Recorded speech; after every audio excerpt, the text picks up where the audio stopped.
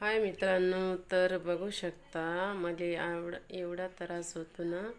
मला केलेलं आहे बाहेरचं म्हणजे जादूटोणावाले असते ना, जादूटोणावाले लई त्रास होतो मला.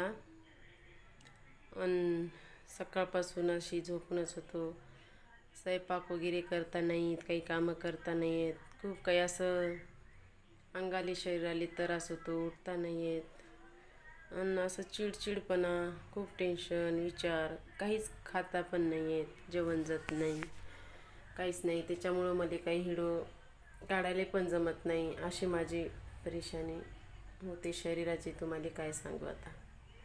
लई काहीच फजिता होते शरीराचं, लई वेले होते. एवढा त्रास होतो मला. त्याच्यामुळं मी ना काही व्हिडिओ काढत नसतो. रोज काही येत नाही. त्रास सुटलं त्या दिवशी मला तर अजिबात जमत नाही. आणि वेळ संध्याकाळीच भेटत असते 5 वाजता. तर 5ले मी व्हिडिओ काढत असते सर्व कामं आवरून.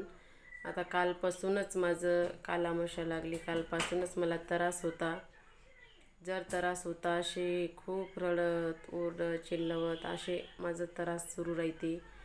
तरी काल दवाखाना वगैरे केलं थोडंफार, तरी आरामच नाही भेटला. नाही बा, माझा असा अवतार आहे. कारण की काहीच असं समजूच शकत नाही आहे, काय करावं काय नाही.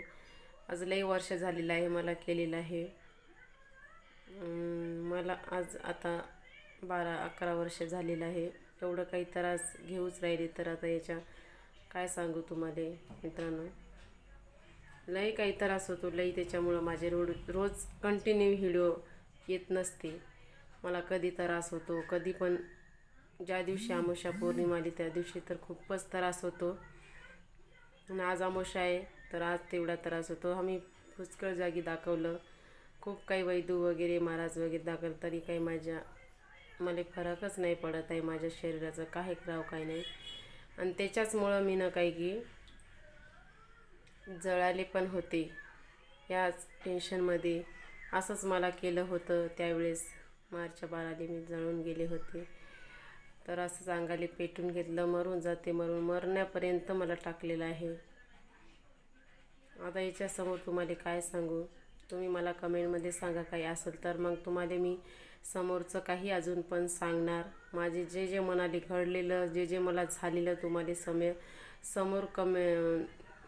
समोरच्या व्हिडिओमध्ये मी तुम्हाला दाखवणार, सांगणार, पूर्ण काही कहाणी तुमच्यासमोर मांडणार.